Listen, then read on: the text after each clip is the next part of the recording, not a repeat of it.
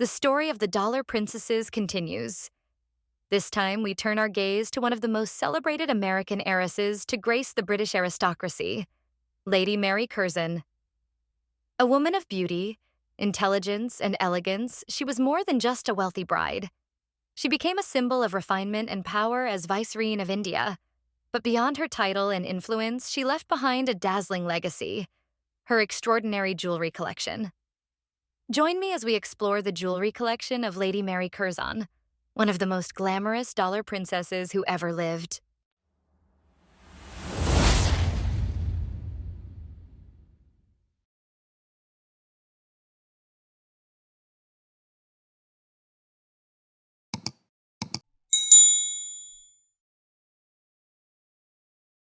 Mary Victoria Leiter, later known as Lady Curzon, Baroness Curzon of Kettleston, was an American heiress whose beauty, intelligence, and wealth led her to one of the most prestigious marriages of the Gilded Age. Born in Chicago in 1870 to Levi Leiter, a co-founder of Marshall Field and Company, she was raised in luxury and became one of the most sought-after debutantes of her time. However, it was in England that she found both love and destiny. During a visit to Britain, she captivated George Nathaniel Curzon, a rising political figure with aristocratic roots. Despite initial skepticism from his family, who were wary of American heiresses, Curzon was drawn to Mary's elegance, intellect, and fortune, recognizing that her wealth could help support his political ambitions.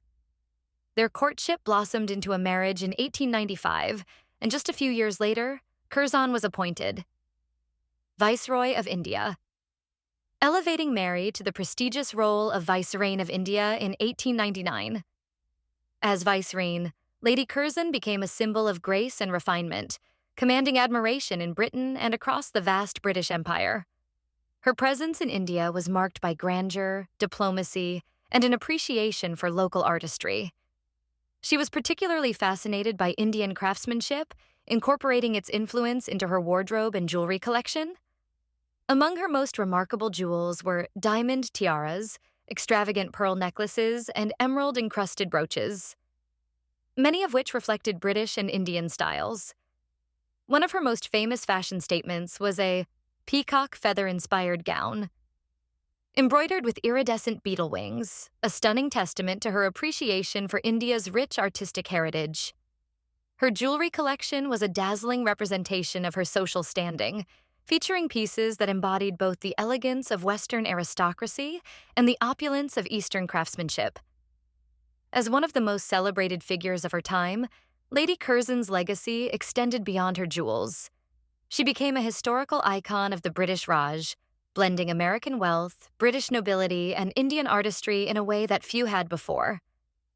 Even after her untimely passing in 1906, her influence endured through the exquisite jewels she wore, the diplomatic impact she made, and the stories of a woman who bridged continents with beauty, charm, and elegance. Mary Curzon received a 3-strand pearl necklace from her father as a wedding gift.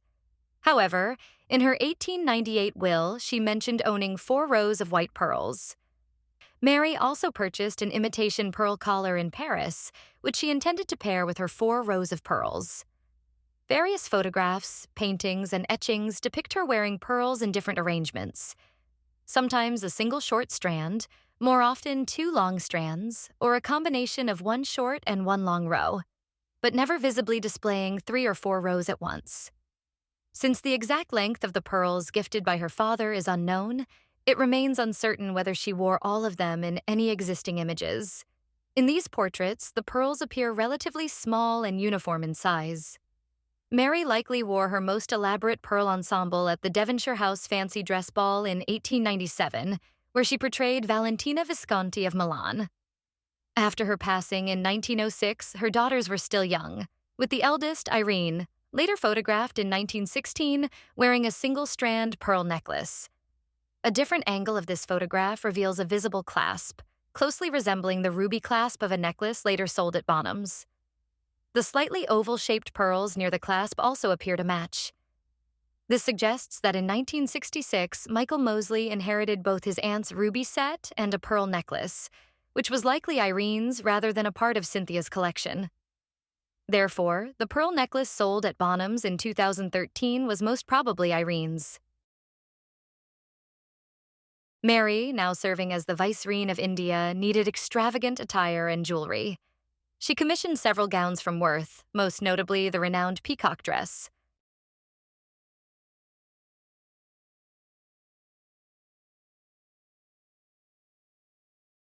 The dress showcases a design inspired by peacock feathers, a revered symbol in Indian culture and Hinduism, crafted on a fabric once favored by Mughal court rulers. Lady Curzon's gown paid homage to the Peacock Throne, which originally stood in the Diwani Khas Palace, the venue of the ball. This magnificent jewel-encrusted throne, commissioned by Shah Jahan in the early 17th century, was plundered during Nader Shah's Persian invasion in 1739. A replica of the throne was later destroyed in 1857 when the British took over the Red Fort as a military garrison during the Indian Rebellion of the same year. The gown was crafted from chiffon panels, intricately embroidered and adorned by master artisans at Kishan Chand's workshop in India, using the traditional Zardozi technique. This method, named after the Persian words zar and dozi, involves elaborate metal thread embroidery.